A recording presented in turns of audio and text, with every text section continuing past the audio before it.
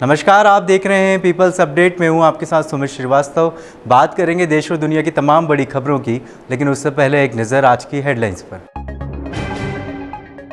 Trump का Iran को ultimatum, बोले हमला करने को तैयार। तेहरान ने कहा भारी कीमत चुकानी होगी। पेपर लीक पर मोदी सरकार का बड़ा फैसला, 10 साल जेल और 10 करोड़ जुर्माने वाले बिल को मंजूरी। सरकार सीजेपी वार्ता में बनी सहमति, लेकिन धर्मेंद्र प्रधान के इस्तीफे पर अब भी फैसला अटका।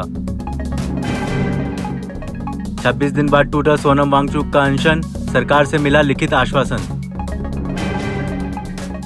संसद में पेपर लीक पर हंगामा, राहुल बोले मेरा माइक बंद किया गया। मिडिल ईस्ट में तनाव अब लगातार बढ़ते जा रहा है। अमेरिकी राष्ट्रपति डोनाल्ड ट्रंप ने दावा किया कि अमेरिका ईरान पर अब तक का सबसे बड़ा हमला करने की पूरी तैयारी कर चुका है और अब सिर्फ अंतिम फैसला लिया जाना बाकी है। ट्रंप ने कहा कि ईरान ने अभी तक पर्याप्त कीमत नहीं चुकाई है। वहीं ईरान ने भी तीखा जवाब देते हुए चेतावनी दी है कि अगर अमेरिका ने हमला जारी रखा तो इसकी भारी कीमत चुकानी पड़ेगी। इसी बीच ब्रिटेन ने भी अपनी सेना को हाई अलर्ट पर रखा है। दूसरी तरफ अमेरिका और सऊदी अरब के बीच हुए परमाणु समझौते पर भी नया विवाद खड़ा हो गया है। ट्रंप ने डील में नई शर्त जोड़ते हुए कहा कि सऊदी अरब को इजराइल से रिश्ते सामान्य करने होंगे, तभी ये समझौता आगे बढ़ेगा। देश भर में पेपर लीक को लेकर बढ़ते विरोध और छात्रों के आंदोलन के बीच केंद्र सरकार ने बड़ा फैसला लिया है। प्रधानमंत्री नरेंद्र मोदी की अध्यक्षता में कैबिनेट ने संशोधित एंटी पेपर लीक बिल को मंजूरी दे दी है। प्रस्तावित कानून के तहत पेपर लीक माफिया के खिलाफ 10 साल तक की सज़ा और 10 करोड़ रुपए तक जुर्माने का प्रावधान किया गया है। इतना ही नहीं, मामले की सुनवाई के लिए स्पेशल फास्ट ट्रैक कोर्ट बनाए जाएंगे, जिन्हें 3 महीने के भीतर जांच पूरी कर फैसला सुनाने का अधिकार होगा। सरकार अगले सप्ताह मानसून सत्र में इस विधेयक को संसद में पेश कर सकती है। पेपर लीक आंदोलन के बीच सरकार और कॉकरोच जनता पार्टी के बीच दिल्ली के कॉन्स्टिट्यूशनल क्लब में अहम बैठक हुई। केंद्रीय मंत्री जेपी नड्डा और जितेंद्र सिंह ने सीजेपी प्रतिनिधियों से करीब 1.5 घंटे चर्चा की। बैठक के बाद सीजेपी ने दावा किया सरकार ने प्रदर्शनकारियों पर दर्ज मुकदमे वापस लेने और पीड़ित छात्रों के परिवार को मुआवजा देने के मुद्दे पर सकारात्मक रुख दिखाया है। हालांकि शिक्षा मंत्री धर्मेंद्र प्रधान के इस्तीफे की मांग पर अभी फैसला नहीं हुआ है और सरकार ने 1 दिन का समय मांगा है।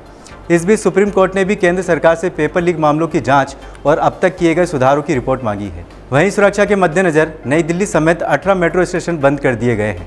लगातार 26 दिनों तक भूख हड़ताल पर रहने के बाद सोनम वांगचुक ने आखिरकार अपना अनशन समाप्त कर दिया है। गुरुग्राम के मेदांता अस्पताल में केंद्रीय मंत्री जेपी नड्डा ने उन्हें जूस पिलाकर अनशन तोड़वाया।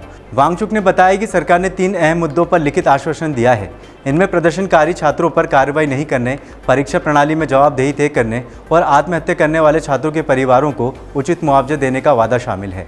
हालांकि उन्होंने साफ किया कि शिक्षा मंत्री धर्मेंद्र प्रधान के इस्तीफे पर सरकार की ओर से कोई लिखित आश्वासन नहीं मिला है। वहीं सीजेपी ने कहा कि जब तक धर्मेंद्र प्रधान इस्तीफा नहीं देते, जंतर मंतर पर आंदोलन जारी रहेगा। पेपर लीक का मुद्दा संसद के भीतर भी जोरदार टकराव की वजह बन गया है। लोकसभा में नेता प्रतिपक्ष राहुल गांधी ने आरोप लगाया कि उन्हें सदन में बोलने नहीं दिया गया और उनका माइक बंद कर दिया गया। राहुल ने दोहराया कि जब तक केंद्रीय शिक्षा मंत्री धर्मेंद्र प्रधान को हटाया नहीं जाता, विपक्ष किसी चर्चा में शामिल नहीं होगा। दूसरी ओर संसदीय कार्य मंत्री किरेन रिजिजू ने कहा कि सरकार चर्चा के लिए पूरी तरह तैयार है, लेकिन विपक्ष सदन चलने दे। हंगामे के बीच विपक्षी सांसदों ने इस्तीफे की मांग को लेकर नारेबाजी की। इस दौरान गृह राज्य मंत्री नित्यानंद राय ने राज्यसभा में वंदे मातरम बिल पेश किया, लेकिन लगातार हंगामे के चलते लोकसभा और राज्यसभा की कार्रवाई 27 जुलाई तक स्थगित कर दी गई है। भोपाल मेट्रो यात्रियों के लिए बड़ी खुशखबरी है। 25 जुलाई से मेट्रो सेवा का नया शेड्यूल लागू होने जा रहा है। अब मेट्रो एक दिन में कुल 50 ट्रिप लगाएगी और पहली ट्रेन सुबह 9 बजे सुभाष नगर स्टेशन से एम्स के लिए रवाना होगी। सबसे बड़ा बदलाव यह है, पीक आवर्स में यात्रियों को हर 15 मिनट में मेट्रो मिलेगी, जबकि सामान्य समय में यह अंतर 30 मिनट का रहेगा। अभी तक यात्रियों को एक ट्रेन के बाद दूसरी ट्रेन के लिए करीब 75 मिनट तक का इंतजार करना पड़ता था। CMSRS से दोनों ट्रैक पर संचालन की मंजूरी मिलने के बाद अब मेट्रो दोनों दिशाओं में चलेगी, जिससे सफ़र पहले से कहीं ज़्यादा तेज और सुविधाजनक हो जाएगा। फिलहाल बुलेटिन में इतना ही। देश और दुनिया की तमाम बड़ी खबरों के लिए बने रहिए पीपल्स अपडेट के साथ। नमस्कार।